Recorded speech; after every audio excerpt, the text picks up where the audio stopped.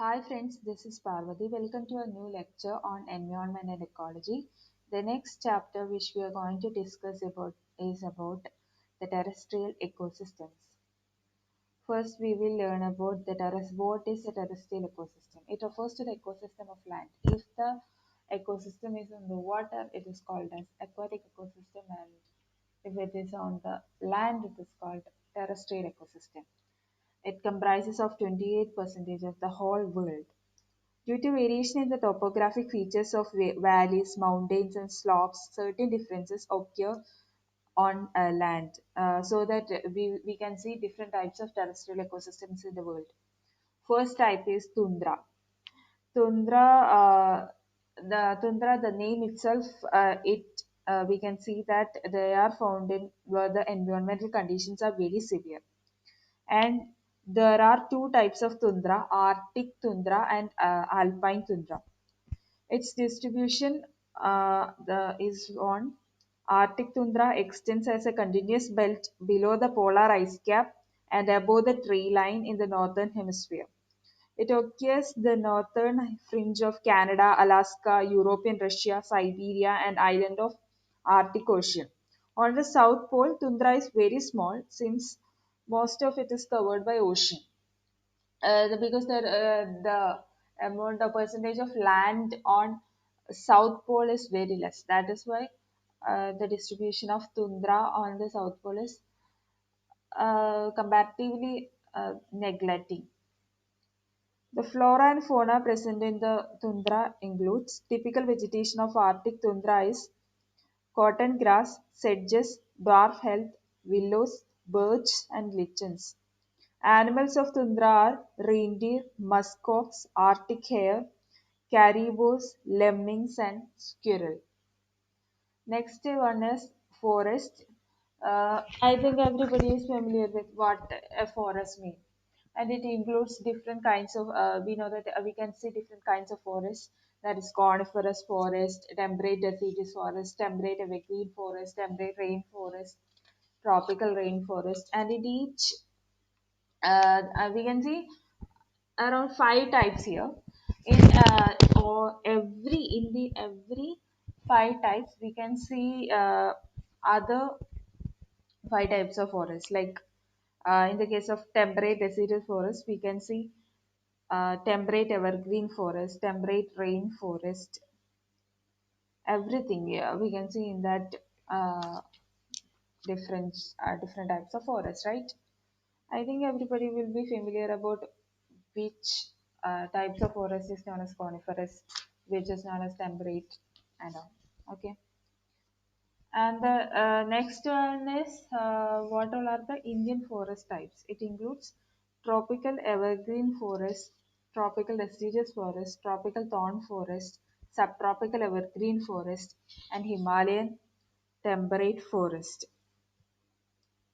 Tropical evergreen forest means evergreen forests are found along with the we know that evergreen forests mostly found on the Western Ghats and Andaman and Nicobar Islands and along with the northeastern region, whereas the tropical moist deciduous forests are found throughout India except in the western and the northeastern regions. And the trees are tall, have broad trunks, branching trunks and roots to hold them firmly to the ground. Next type is tropical thorn forest, and this type is found in the areas of black soil, north, west, central, and south India. The trees do not grow beyond 10 meters. Okay. The next type is subtropical evergreen forest.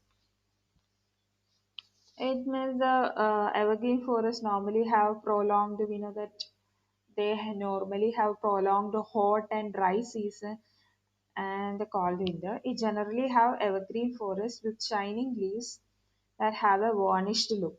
And these forests are found in the Shivalik hills and foothills of the Himalayas up to the height of 1000 meters. Next type is Himalayan temperate forest. This type spreads from western Himalayas to the eastern Himalayas. If it is moist temperate forest, it just spreads from western Himalayas to the eastern Himalayas. If it is dry temperate Himalayan forest, It is found at the Lahore, Kinnaur, Sikkim, and other parts of Himalayas. Okay, these are the major Indian forest types.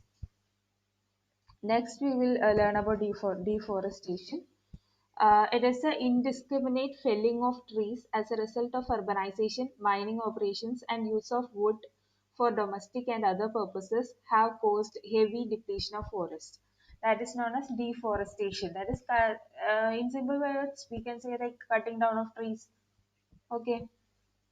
Then the causes of deforestation includes shifting cultivation, hydroelectric projects, huge dams and reservoirs, increasing demand of firewood with growing population, raw materials from plants such as drugs, scents and perfumes, gums, waxes, rubber, tennis, etc. The major or important thing in this slide is to know about shifting cultivation.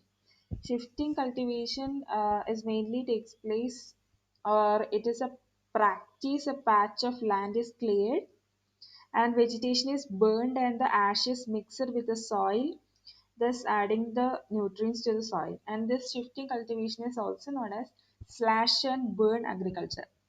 And the patch of land is used for raising crops for 2 or 3 years, and the yield is modest. This area is abandoned and is left to recover its fertility, and the same practice is repeated elsewhere on a fresh piece of land. All that is required for this method, that is shifting cultivation method, is a set of simple tools, not high level of mechanism. We can see shifting cultivation in India mainly in the northeastern region. It is very predominant in that area. Next, we will learn about grassland ecosystem. The grasslands are found where the rainfall is about 25 to 75 centimeter per year, not enough to support a forest, but more than a true desert. Types of grassland on the climate on different climate conditions are semi-arid zone, dry subhumid zone, moist subhumid zone, and humid mountain regions. In all these four types, we can see different types of grasslands. In the case of semi-arid zone, it covers the northern portion of Gujarat, Rajasthan, excluding the Aravallis, western Uttar Pradesh, Delhi, and Punjab. The topography is broken up by hills, hill spurs, and sand dunes. In the case of dry subhumid zone, it covers the whole peninsular India except Nilgiri. And the moist subhumid zone, we can see it covers the Ganga alluvial plain in northern India. The topography is level, low-lying, and ill-drained. Humid mountain regions, this extends to the humid mountain regions and moist subhumid areas of Assam, Manipur, West Bengal, Uttar Pradesh, Punjab, Himachal Pradesh, and Jammu and Kashmir. And the savanna is derived from the humid forest on account of shifting cultivation and sheep grazing. Next, we can discuss about the economic importance of grasslands. India teems with animals of all shapes and sizes, from the buffaloes to sheep, and there are millions of them. And the livestock wealth plays a crucial role in the Indian life. It's a major source of fuel, road power, nutrition, and raw material for village industries. But only 13 million hectares in the country are classified as permanent grazing lands. On top of it, they exist in a highly degraded state. Next, we will learn about what is a desert ecosystem. Deserts are formed in the regions with less than 25 centimeter of annual rainfall, or sometimes in hot regions where there is more rainfall but unevenly distributed the annual cycle. We it is evident It is evident that there will be some adaptations for the desert plants and desert animals which are living in the desert. The adaptations which the desert plants have are: these plants conserve water by the following methods. They are mostly shrubs. Leaves are absent or reduced in size. Leaves and stems are succulent and water storing. In some plants, even the stem contains chlorophyll for photosynthesis. We know that most of the green plants, the chlorophyll will be present only in the leaves, but in some plants in the desert we can see that in the stem itself. Okay, root system is well developed and spread over large area. Then the adaptations which the desert animals have are they are fast runners.